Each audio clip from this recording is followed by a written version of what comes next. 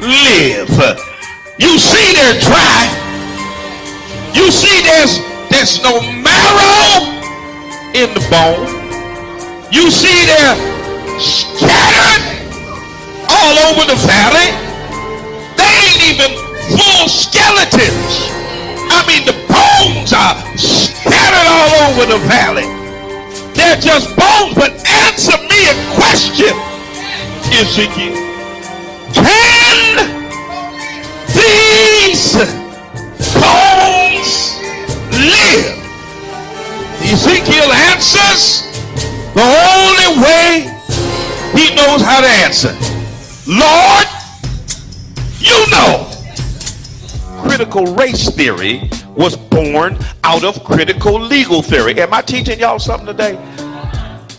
There emerged two common beliefs linking all critical race theories. First, white supremacy has subordinated black people and other people of color.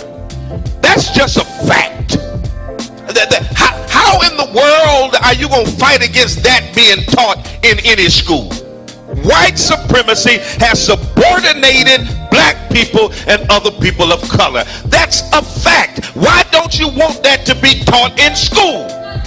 You let your schools teach us that Columbus discovered America. That's a lie. You let your schools teach us that George Washington couldn't tell a lie. That's a lie. You let your schools teach us that some slave owners were beneficent and good slave owners. There were no good slave owners. Anybody who owned people was evil. That's a lie. You let your schools teach us that Abraham Lincoln was good for Negroes. No, Abraham Lincoln was trying to save the Union. And Abe Lincoln himself said if he could save the Union and keep black people in chains, he would do it. That's a lie. Come on, somebody. You let them teach us about a white Jesus. You let them teach us that Native Americans were the aggressors.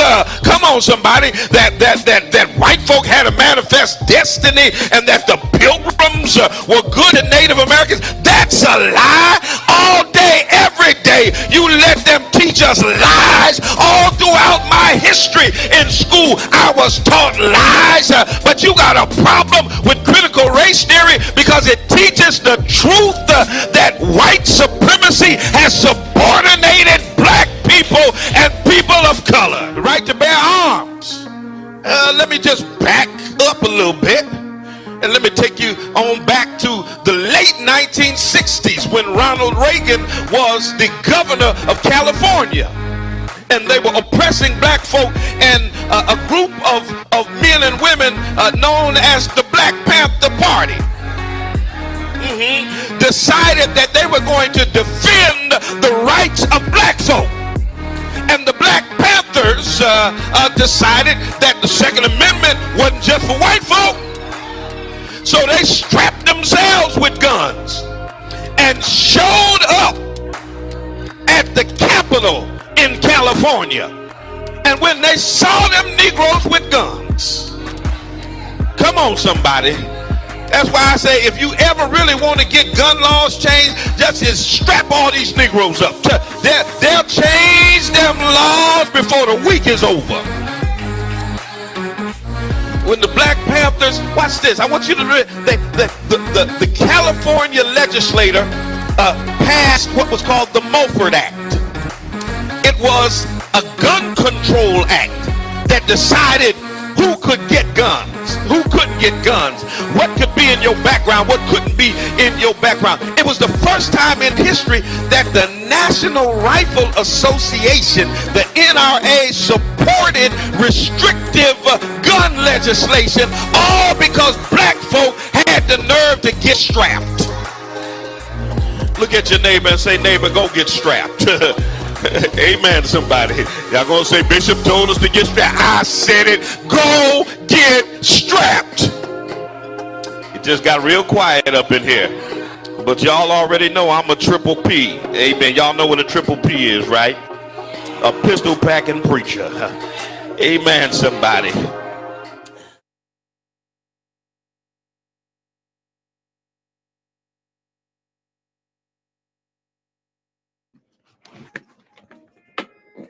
right, Bishop. I'm going out your way. Have a good program. I'll be checking you out. Thank you, sir. Good morning, y'all. Welcome to another edition of the Black Love Experience. We're live on WTCC. If you want to check out the music, go to iHeart Radio or go to TuneIn. These songs I can't play over Facebook because, well, y'all know Facebook be tripping. They'll shut my stream down. Let me get my Instagram popping.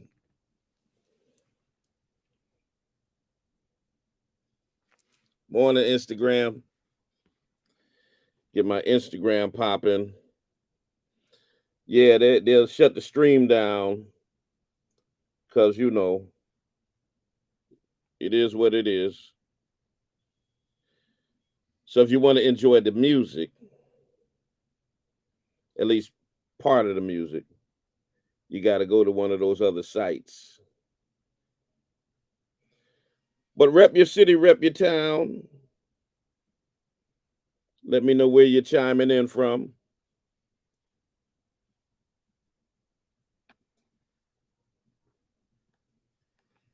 See,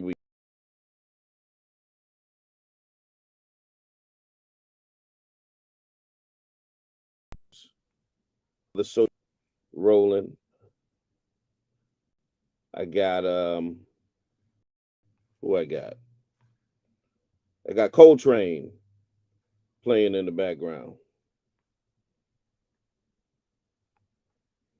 A little bit of Coltrane, a little bit of jazz. It's the Black Love Experience. So we always try to do that on this show in honor of Ben Swan, who was a jazz aficionado and the pioneer of this particular program. Good morning. Don't go nowhere.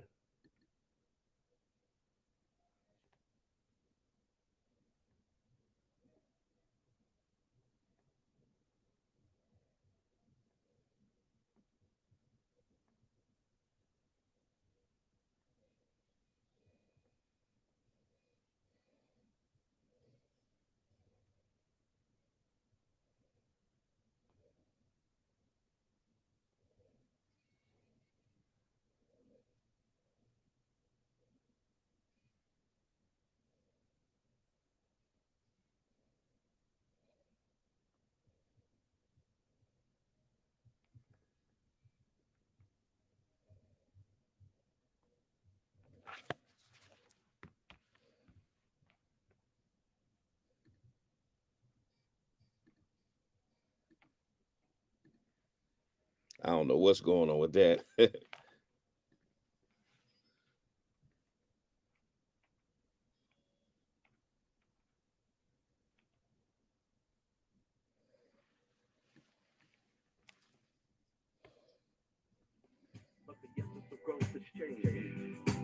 being in the road would be the end of the road if you refuse to change.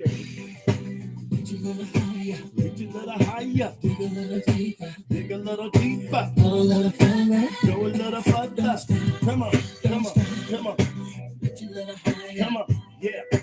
Dig a little deeper. All right, let's get it, y'all. TGIF. Thank God it's Friday. But the essence of growth is change. The being in the road will be the end of the road if you refuse to change. It's Friday. Disgusting with where you are. Whatever you don't hate is what you tolerate. You must learn from the past, plan for the future, and live for today. For it is your daily routine that determines your success or failure in life. It's the choices that you have made up until this point that will determine the rest of your life. So break the cycle that doing enough is simply good enough. You only get out what you put in, so don't settle for the crumbs when you can have the whole loaf. So push yourself beyond your limitations. Come on. Reach a little higher, reach a little higher, dig a little deeper, dig a little deeper, go a little further. Don't stop, come on. Tell somebody the bishop's on the air. We're going to be continuing from Monday. We're talking about exploiting black pain.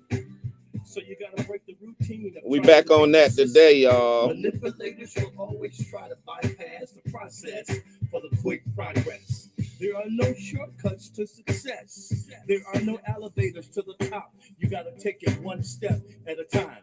You gotta break the routine of allowing others to get into your head and control who you are and where you're going. You see, when you're about the positive, you're gonna always have haters. Always have haters. Don't let your haters push you forward to the next level. So when people show you who they really are, don't perceive them to be something else that they're not. See, a zebra does not change his stripes. So you gotta keep pushing yourself to the next level. Yeah, there you go. Come on. Dig a little deeper. Come on. Yeah. Go a little further. Go a little further. Don't stop. Come on. Don't stop. Come on. Yeah. Reach a little higher. Reach a little higher. Dig a little deeper. Dig a little deeper. Go a little further. Go a little further. Come on. Come on. Come on. You got to understand the greatness is the nature that you were born out of. You'll never discover your greatness without hard work and dedication. Greatness says more about who you are than what you expect for yourself. And greatness will always attract greatness. Show me your friends. All right. The future. You're just a step away. Step You're away. just a step away. You're just a step away. Don't ever give up. Come on. You're just a step away. You're almost there. Come on. Ooh. You gotta push yourself Ooh. beyond your limitations. You see, there's no What in the mountain world too is high, going on here? no valley too low. Get that out of You here. can go where you want to go. It's all in Computer the power tripping, of your y'all. imagination. You can see the invisible. You can do the impossible. So stretch yourself.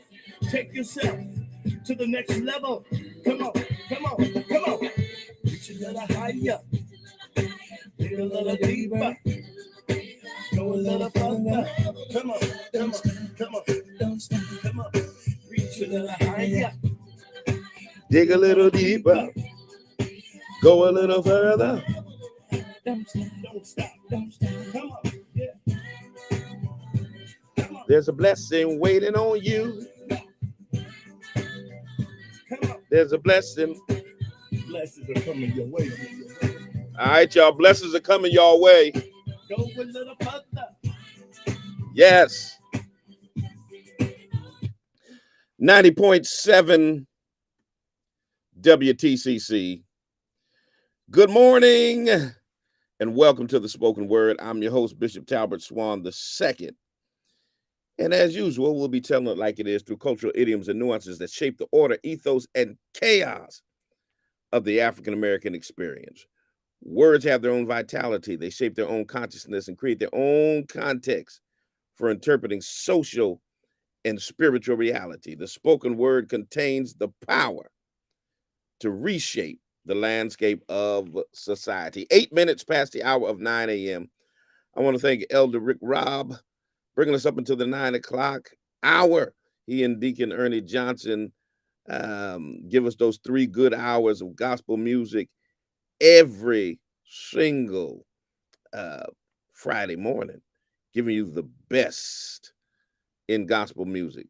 Great way to end the week. We started and ended with gospel. We got Brother Kenneth Barnett on Mondays and Minister Rick Robb and Deacon Ernie Johnson on Fridays from 6 to 9. So tune in.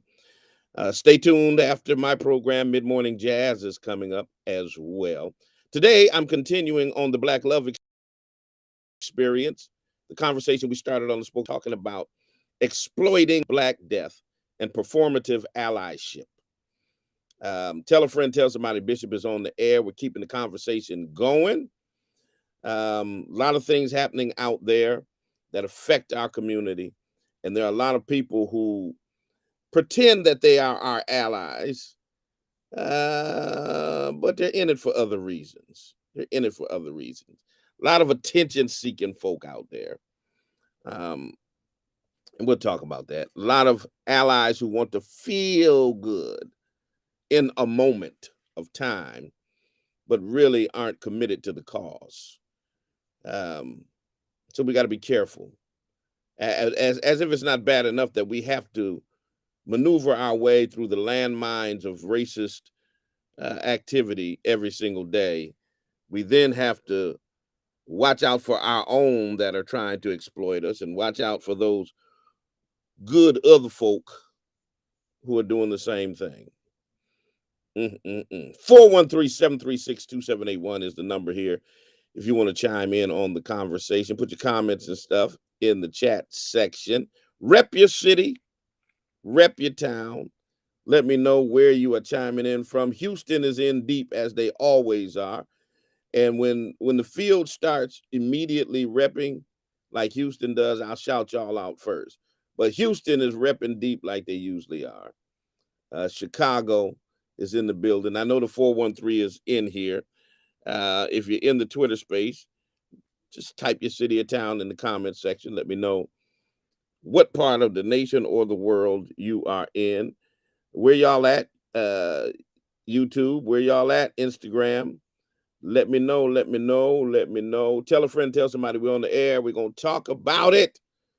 All right. Don't y'all go nowhere. This is Rhonda Swan.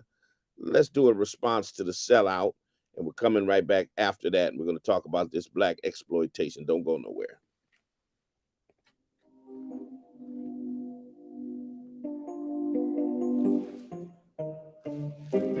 Need some water, y'all.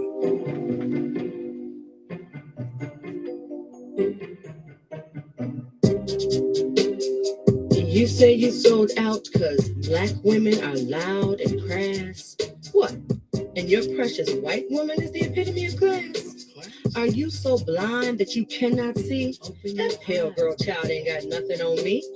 For hundreds of years we have stood by your side, accepted your flaws and allowed you your pride, bore your children and cleaned up your mess, satisfied your lust and always settled for less. We have stayed in the background and allowed you to lead, trusting in your strength and ability to succeed, never getting the praise and credit we deserve, but having the courage, the will, and the nerve, for being the backbone that has kept it together for you and our children in all kinds of weather. And now suddenly you say we're not good enough for you. We forced you to sell out because of the things we do.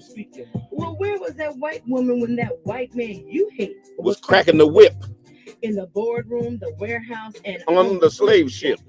She stood by his side and didn't say a word, waiting for her own chance to rule and be heard. And now it's her you turn to and treat like a queen, and me and my sister you choose to demean. Well, hold up, wait a minute, and stop the damn bus stop. Because there are a few things I need to remind you about us. Listen up. A more beautiful creature God never made than an African woman, no matter her shade. High, yellow, red bone, or cocoa brown, we are more than worthy of wearing a crown. Ebony, mocha, or black as the night. It is we who have always shared in your plight. We are passionate, spiritual, loving and kind.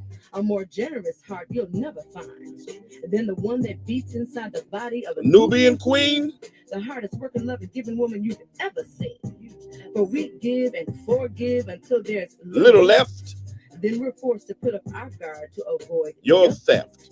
The theft of our hearts and our trust, the very nature of our soul, by our so-called brothers who are just playing a role. And you wonder why some of us act as we do? Take a look in the mirror, because the answer is you. It's not enough that the white man has always tried to keep us down, but our own men act as though they'd love to see us drown. And white women have never invited us to join their equal rights struggle. So we're out here alone with a million things we juggle, raising the children that black men leave behind, and dealing with the racism of the daily corporate grind. Damn, it's no wonder some of us are loud. Hell, we're just trying to be heard. In a world where everyone, including our men, ignore our every word. Where are the brothers who understand a black woman's work? Right here, right here. Who will protect and stand by us, for we are the salt of this earth. We birthed you, raised you, and showered you with love. It was we who taught you to love your creator above. We gave you all we had and taught you to be men. Open your eyes, it is us, your black sisters, not Bo-Derek's kind, who rate a perfect 10. And one final word for the sellout to Claim to be brothers. When you turn your back on us, you disrespect Your mothers. Did you hear that? 90.7 WTCC. Did you hear that? Yeah, that's Rhonda Swan. That's a response to the sellout. Y'all know who y'all is. Right. Y'all know who y'all is. 413-736-2781. 413-736-2781 is the number here if you want to chime in on the conversation this morning. We're continuing our conversation that we started on Monday on the spoken word, talking about the exploitation of Black pain by both those in and outside of the Black community, because it's happening. It is definitely happening. We see it all the time. Folk who are really concerned about exposure, about 5 minutes of fame, about attention. And sometimes it's like a narcotic. Y'all remember the song Lost Ones by Jay-Z? He said, except that fame is the worst drug known to man. It's stronger than heroin when you can look in the mirror like there I am and still not see what you become. I know I'm guilty of it too, but not like them. Yeah. Fame, exposure, attention. He said it's like it's the worst drug known to man, stronger than heroin. And people get addicted, get their name in the paper, get that interview on TV, and then they become ambulance chasers for Black pain, exploiting families that have lost loved ones for their personal gain. Then we have performative allies who want to pretend that though it doesn't affect them and their communities and their families, that they're down for the cause. You know, they feel our pain. They are our allies. They're with us. Happens all the time. Often after widely reported instances of racial injustice. There are periods of civil unrest, upheaval, protests, all of that. It seems like a never-ending cycle of brutality that continues to elicit mixed emotions, justified anger,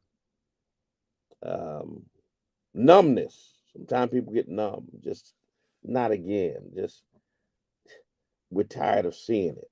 Sadness, trauma hits the Black community. Every time we see these things happen, when a young Black man is jogging and gets murdered for jogging, those of us with sons can't help but think that that could have been my son. Could have been my son. My son Talbert, the same age as Trayvon Martin when Trayvon was murdered.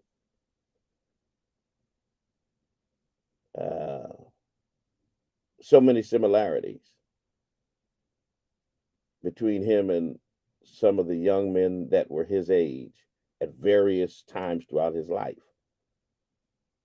that were murdered just for being Black. And we couldn't help but say, could have been him. As a matter of fact, I had my sons in that same neighborhood outside of Orlando the prior year before Trayvon was murdered. In that same neighborhood, we went down there and stayed for vacation. And I couldn't help but thinking that could be Trey, Tyler, Talbert.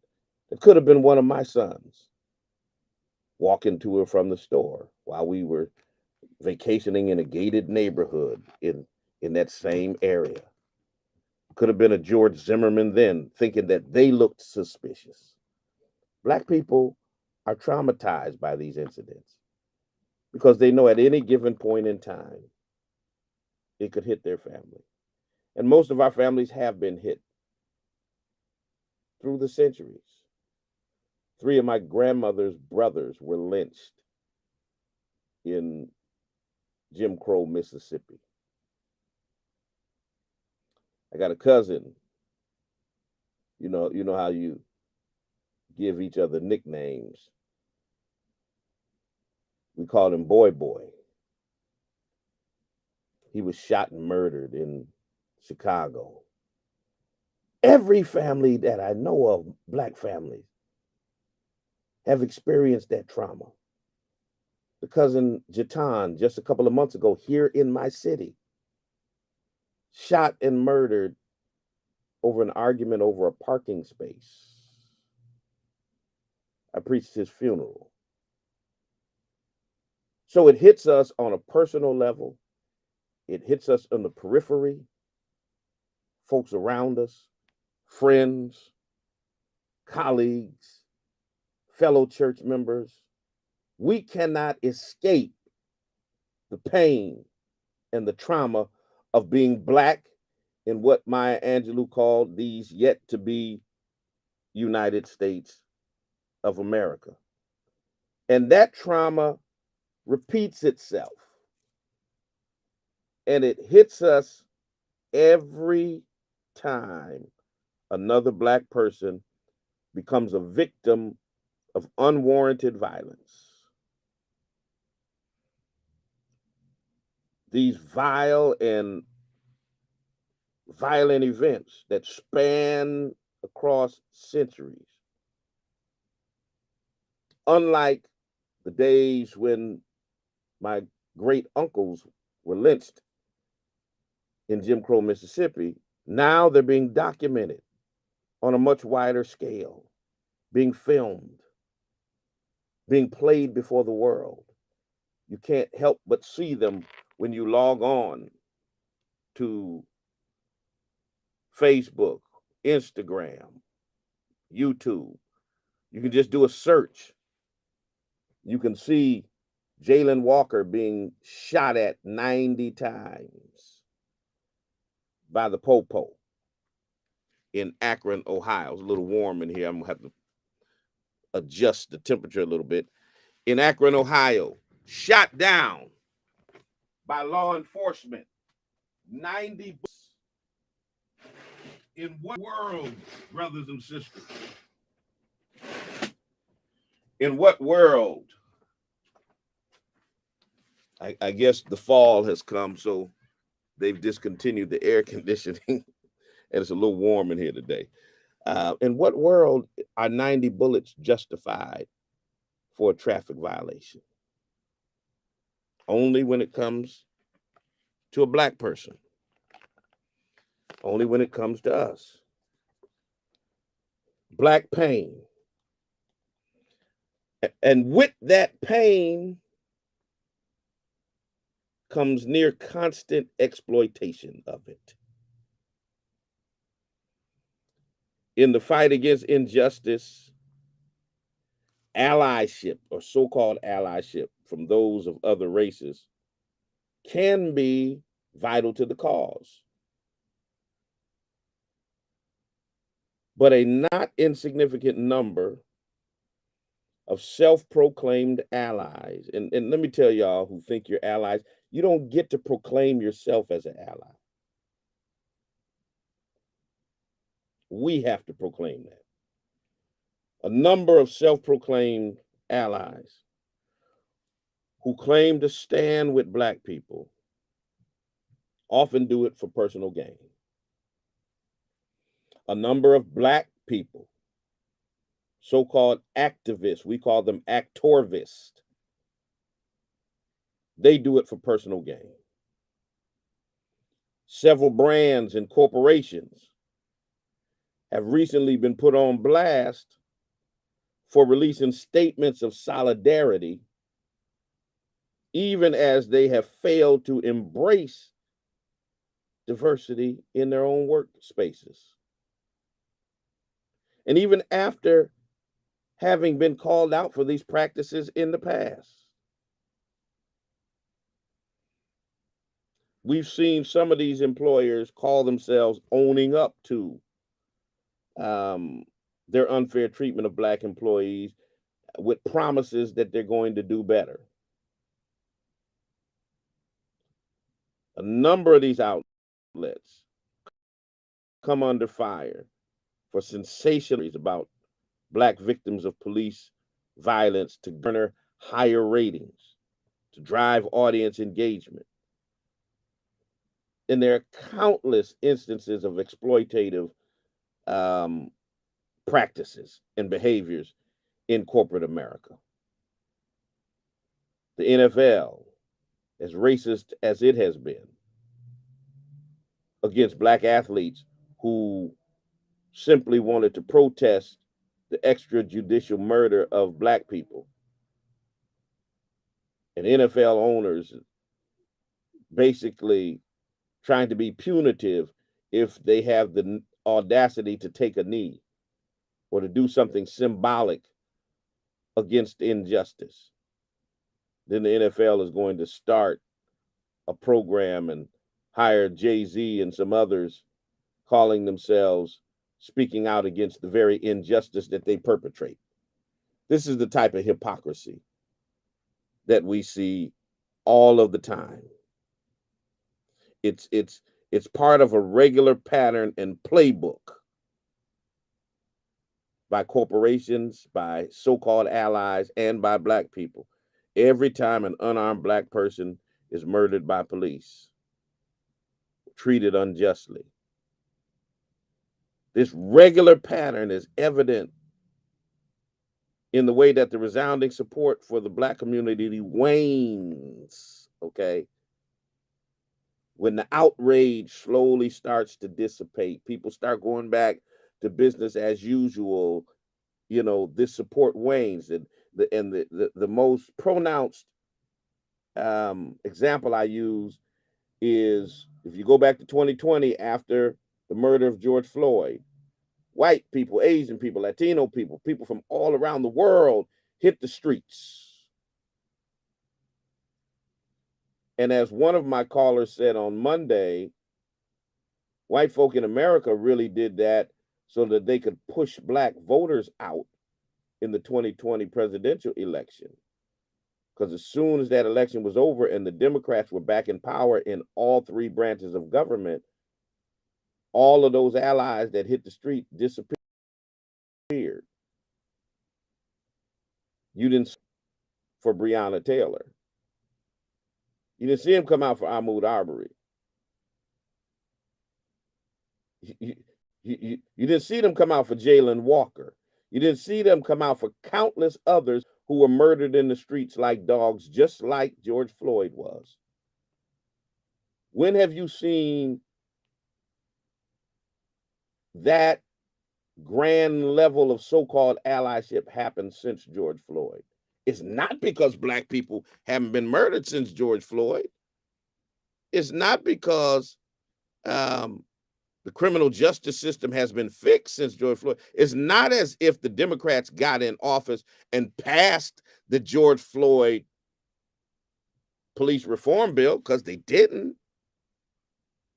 It's not like they got in office and they passed the John Lewis Voting Rights Act, because they didn't. It's not like they got in office and they passed legislation to take away qualified immunity, because they didn't. It's not as if they got in office and they passed a Black hate crimes bill, because they didn't. It's not as if they gave us anything other than thoughts and prayers when 10 Black people were murdered in Buffalo, and most recently when 3 Black people were murdered in Jacksonville in racially targeted mass shootings by white supremacists who said that their mission was to murder black people. So it's not like they can say, well, we got in office and we did all of this stuff. That's why we're not out on the streets, because we're making progress. There has been no legislative progress, nothing on a policy level to address the social ills of black people since then. But where's all the allies at now? That's what I call performative allyship. They're out there, but it's not for the reason that you think. They wanted to make sure y'all came out and voted. They wanted to make sure y'all got the Jewish man and the black man in the Senate in Georgia so that Democrats could control the Senate. They wanted to make sure that you got Joe Biden in office so Democrats could control the White House. They wanted to make sure you gave Democrats back the House. And you ain't seen some of them same allies that was taking selfies with you in the protest in 2020, mask on and everything in the middle of the pandemic. You ain't seen them out at another march since then, have you? That's performative allyship.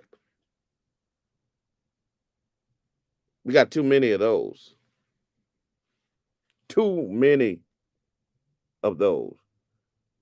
Let me get my girl Amia Hampton up in here. Amia, you're in the space. Hey Bishop, good morning. How you doing? Good, how you? I'm doing well. I wasn't in for the first part of the exploiting black pain Monday, but yeah, America's greatest import and export is black pain.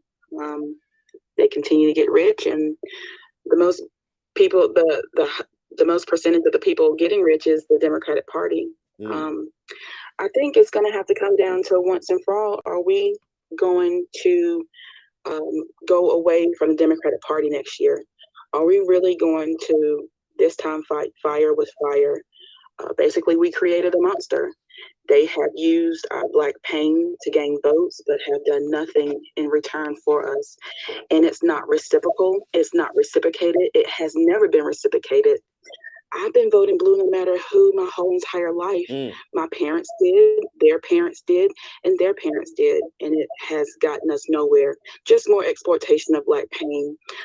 But I do have a question for you before I go. Sure. Now, I am talking to some higher ups. I remember I talked to you about it a couple weeks ago. I'm talking to some higher ups in the Democratic Party tomorrow morning. They are very Christian based. And they really don't want to hear me talk about reparations, the fact that it needs to be on every Black American, Black South Carolinian lips, reparations for Black Americans only. They don't want to hear it. How do I go around that and not pit this Christianity, which I always say, which is demonic? A lot of white Christianity, I should say, is demonic. But how do I go around that and steer around that so they can kind of, I guess, open up their minds and hearts to this reparations talk? Because as it stands, we just got an email last night stating that the head honcho wants nothing to do with reparations.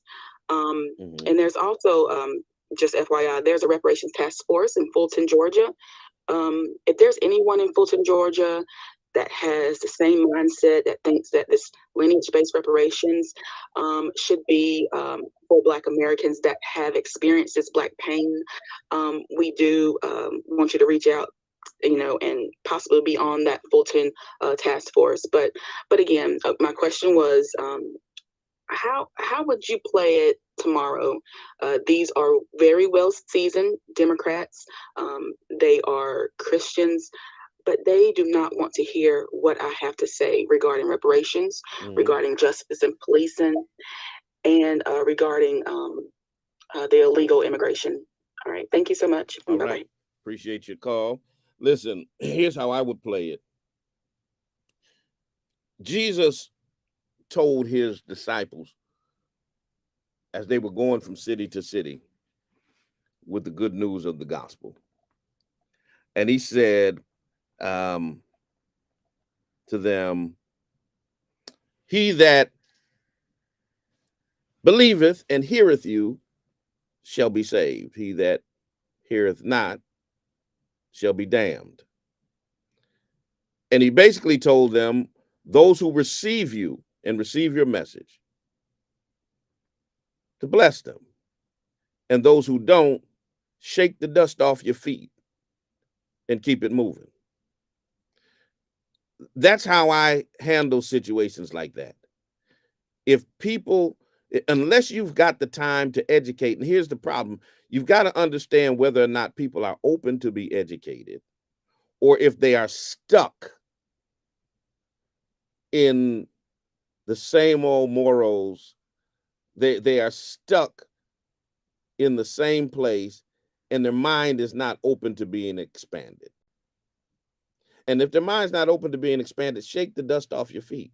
Because some of these folks are so indoctrinated into what I call a whitenized Christianity, where they embrace the tenets of evangelical, anti-black white Christians, that you're not going to expand their worldview to where you are.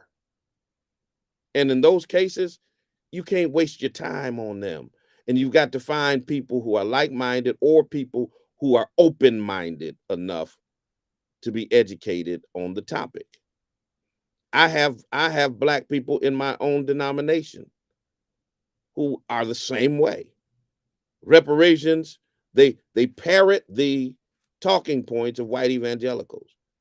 Nobody alive today was a slave. Nobody alive today was a slave owner. But a whole lot of people alive today are still benefiting from slavery. I don't have time in this show, and we'll do some subsequent shows, to run the list of the Fortune 100 companies, the colleges and universities, the insurance companies today that exist off of the backs and the bloods of our ancestors, off of slave labor and the slave trade. Insurance companies that got rich off of insuring slaveholders. Schools and colleges from Columbia to Yale to Harvard that now have multi-billion-dollar endowments that got their financial footing out of the slave trade. Yeah, and so everybody who's working for those universities today, that are enriched by them today, they're beneficiaries of the enslavement of our ancestors. It's not about whether or not somebody today owned the slave. It's about a debt that America owes to a people for 400 years of exploitation. And it's not just about slavery. It's about the subsequent discrimination, dehumanization, brutalization. It's about the lynchings and the black codes and the segregation and the dehumanization that has gone on for the well over 150 years since emancipation. And here's the thing, those same well-placed Democrats who don't want to hear anything about reparations for black people, how often do you hear them protest when they talk about providing reparations for other folks?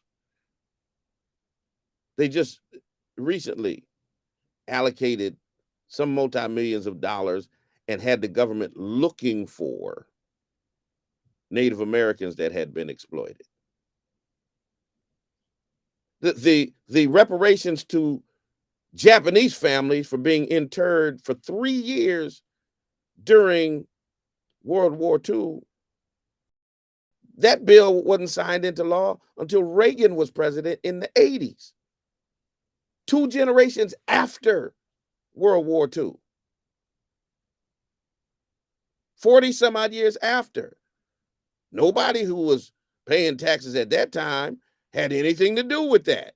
But nobody used that argument when they were looking for the Japanese American families that were affected by 3 years of internment. But you mean to tell me we can have 246 years of chattel slavery and 155 of Jim Crow lynching and subjugation and dehumanization? And we need to get over it? Why are we the only demographic that just needs to get over our exploitation, our subjugation? And we had the most brutal dehumanization out of anybody who has ever lived in America. We suffered through the most brutal system of chattel slavery in the history of the world. But we're always being told to forget about it. So I shake the dust off my feet with people like that and leave them to their own devices. I hope that answered your question. Brother Walker, you got the mic. Good morning, Bishop. How are you? Good, you? This is an excellent conversation, and I was in the one you had on Monday, so I'm glad you're having it again. I think something that we have to discuss, and I would love to get your thoughts on this as well. When we talk about exploiting Black pain, that doesn't normally happen until you have some Black gatekeepers who allow these sorts of things to happen. Mm-hmm. We saw what happened with the Black Lives Matter organization, not the movement, but the organization. And now we're seeing what happened, the revelations that are coming out against Ibram Kendi and his anti-racist organization. I'm not saying nobody knows what's going on with that, but this happens all too often. When every time somebody Black gets murdered by a white supremacist system, then we have these Black gatekeepers who show up either in activist organizations or in established organizations to exploit that and may allow these things to happen. So my question to you is, how do we move some of these people out of the paint on the grassroots level and make sure that people who really have the best interests of the people they claim to serve are being heard? Because, we can't have musicians talking for us, and we can't have people outside of our communities talking for us in our land. Yeah, appreciate you, brother. Yeah, we and that's the reason why I talked about not just the performative non-Black allies, but also the Black activists and those among us who want to exploit our pain. They have to be held accountable by our community. Malcolm once talked about the Chinese, and he talked about how the Chinese did not strengthen their positioning in the world. And these are his words. He said, until they got rid of the Uncle Tom Chinese. In other words, they were going to hold accountable those among them who weren't with the program about strengthening their own people. And we and of course, the famous speech when he talked about the two kinds of slaves, the house Negro and the field Negro.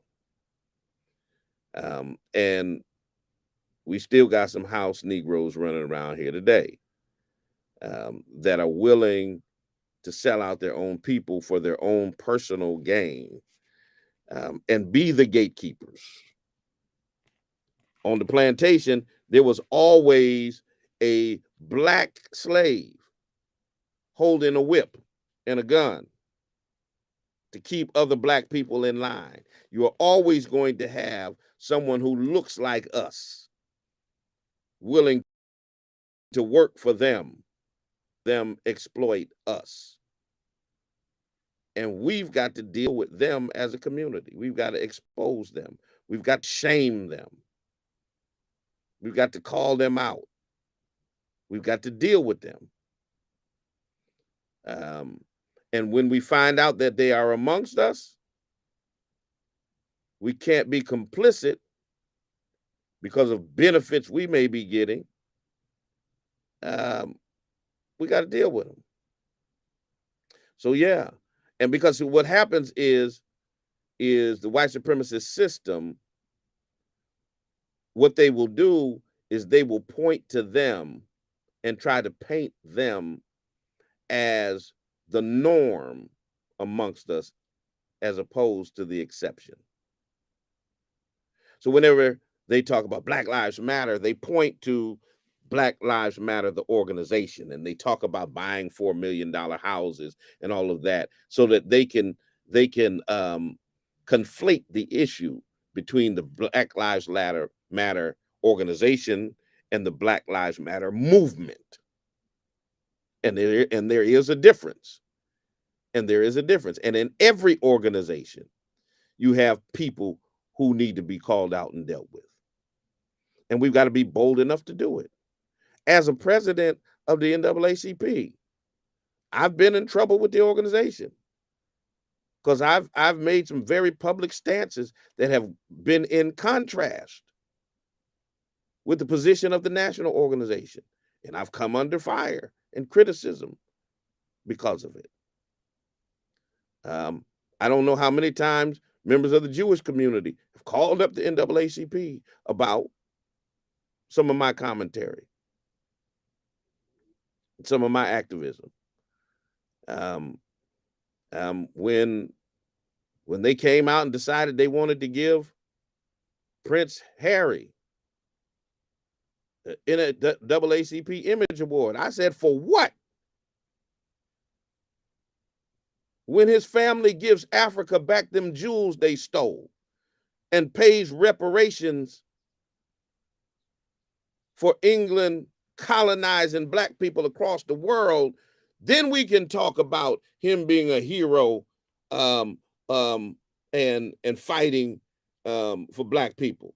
But as long as he's part of a family and a system and a hierarchy that has had a long history of exploiting us and has not challenged that system, why the hell would we be giving him an Image Award?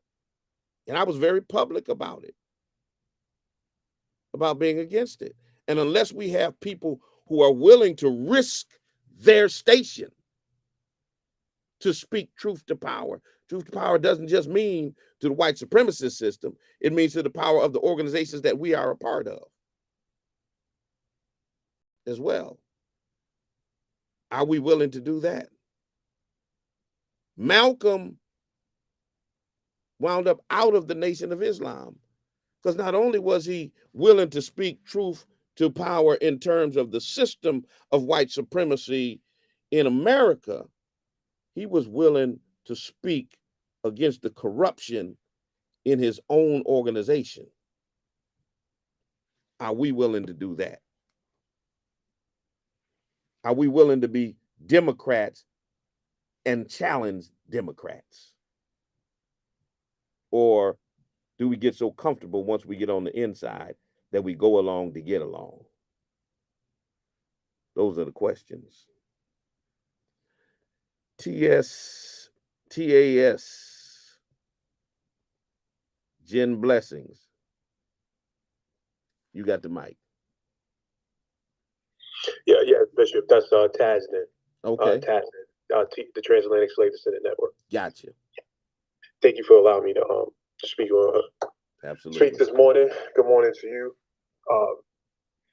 So we all know that the number one goal of the Democratic Party and the Republicans when it comes to the American Negro is to keep resources from going directly to the American Negro community. They'll talk about LGBT. They'll use our pain to elbow in LGBT, to elbow in disability, to elbow in immigrants. But we understand that both parties are equally on board with preventing any corrective action to addressing the damage that was done to the American Negro by racism. And to stop from identifying any institutions like the New York Times or BlackRock or any other institutions that actually exploited and benefited from the racism of the American Negro. So they'll use our pain and they'll use our suffering to elbow in all these other kind of general minority issues. But we understand that the Democratic Party, the NAACP is complicit in this also. With when we talk about directly using funds, our tax dollars, not to go to Ukraine, not to go to any other side issue, but to repairing the damage done, the psychological, the physical, the economic damage done by racism. Both parties are complicit and on board. And if you ask any so-called ally in the Democratic Party, in the Hispanic community, in the white Jewish community. If you point that out, they'll start talking around you. They'll start talking about other issues. But they all understand this paradigm, this Ponzi scheme, where we're supposed to be on the bottom, and no one is supposed to talk about the damage done by racism, but more importantly, taking funds, our tax, and we're not even asking for their tax dollars. We're saying, hey, take my tax dollars and put it to these young brothers in the hood that keep going to jail, or that's killing each other because they're in this cycle of poverty and deprivation, and they need training, education, therapy, and counseling to deal with this generational poverty. That is the ultimate goal of Democrats and Republicans when it comes to the American Negro, the African American community, and we have to call them out on the carpet, and we have to let them know that our resources, our tax dollars, need to go to repairing the damage done by their racist system, and we won't accept anything else. That's our political agenda, number one. It's not gun control. It's not any of these other issues. It's repairing the damage that America did to our community with resources. And number two, all these HBCUs should be funded. Any American Negro that attends these HBCUs, their college should be paid for, and it should be funded by taxpayers' dollars. Mm-hmm. American Negroes should have priority in these HBCUs, not minorities, not blacks. If you look at Howard University, you go to the dental university, I think maybe 10% of the dental students there are actually American Negroes, blacks. Mm-hmm. The rest are Indians and Hispanics and any other minority. So this hustle, this scam that these deplorable people, especially in the Democrats, they're just so white Democrats. They're just so deceptive and undermining, and their racism is just so sophisticated, and the contempt is almost unbearable. And this is what needs to be done. And then from that issue, then we can start, when we understand, because what we do, we take care of each other. When I got money, the bishop has money. We have wealth, we have success. That's the difference between our community and every other community. We want to prop up the bottom. We want to pull our people up from the bottom. We want the people in the hoods that we came from, that now we out, we want them to benefit, because ultimately those are our clientele. That's our family. That's our community. That's what we demand. We demand that the people in our community is still broken by the legacy of racism be repaired. And I'll leave it at that. And once again, thank you for letting me speak. Shout out to the Church of God in Christ. You cannot join it. You have to be born in it. Yes, sir. I no longer attend, but I came up in the Church of God in Christ, and appreciative for the foundational principles and the culture of that church. If not for the Kojic, I wouldn't be here alive today. So thank you. All right, appreciate you, brother. So many good things he dropped right there. One of the things I want to underscore, when he's talking about the Democrats and this whole theme around gatekeepers and so on and so forth. One of the most frustrating things for me, matter of fact, today is the kickoff of the Congressional Black Caucus's annual conference in D.C. And good friend of mine, Dr. Gina Stewart, is speaking at the prayer breakfast there. Matter of fact, she'll be here. For those of you who haven't got your ticket yet, she'll be speaking here for the NAACP Freedom Fund Gala for me as my guest on October 19th. But the CBC, when you look at their mission statement, every other caucus, the Native American caucus, the Asian American caucus, the Hispanic caucus, have missions that specifically name helping their people. For example, I'm going to read to you. This is what it says under the mission of the Congressional Hispanic Caucus. The 38-member Congressional Hispanic Caucus advocates for issues important to Hispanics through the congressional legislative process. Let me say that again. The Congressional Hispanic Caucus advocates for issues important to Hispanics through the congressional legislative process. Let me read what the mission statement of the Congressional Black Caucus. Our mission of the Congressional Black Caucus is to advance the global community by developing leaders, informing policy, and educating the public. Then it goes on to give their vision and all of these other things, so on and so on and so forth. So when he talks about, the caller talked about opening up the gate to include all these other demographics and stuff. The rising tide lifts all boats philosophy.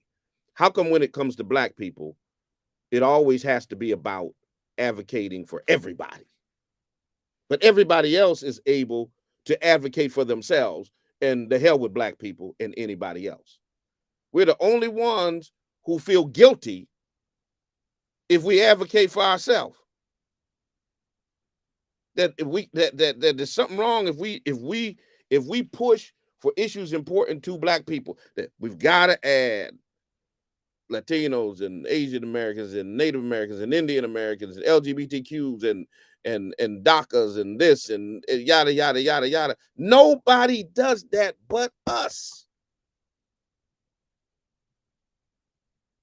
And there's nothing wrong with advocating for your own people,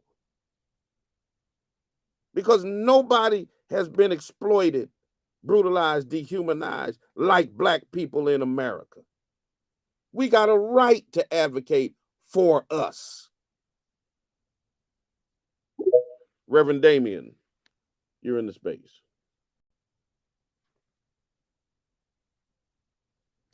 413-736-2781. Don Felton is in the studio coming up in 3 minutes with mid-morning jazz and great Black music. Reverend Damien, you got the microphone.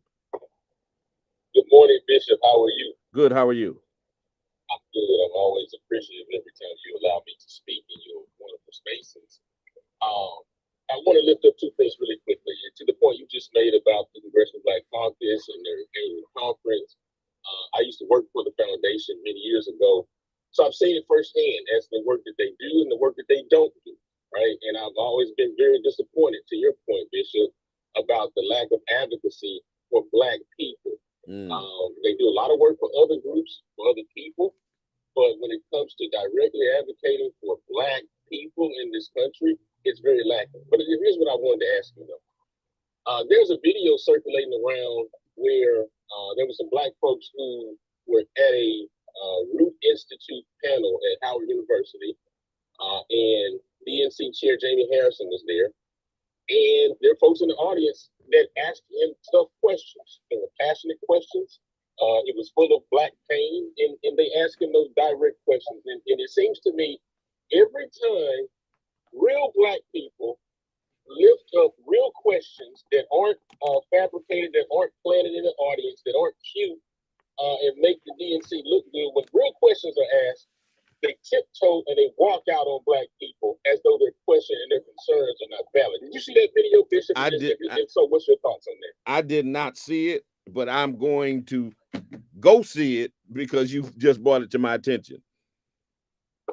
Yeah. Yeah, I mean, yeah, they walked out on the lady, on two women who were bringing up great concerns, but it kind of encapsulates what the Democratic Party is doing to Black people. Wow. When we lift our voice and ask you direct questions and want demands, you act like you don't hear us and you just walk out on us, and then you go advocate for millions of dollars for those crossing the border. But I appreciate your time, Bishop. Keep up the good work.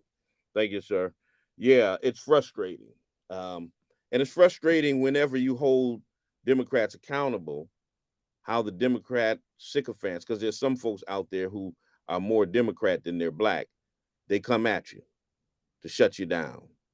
Soon as I criticize Biden, Kamala Harris, the process, soon as I talk about this $100 billion being sent to Ukraine while we suffer in Black communities across the nation, oh man, Black folk come out. What do you want to do? You want to elect Donald Trump? I'm like, so what are you going to do? You going to ignore these realities because you so scared of Trump?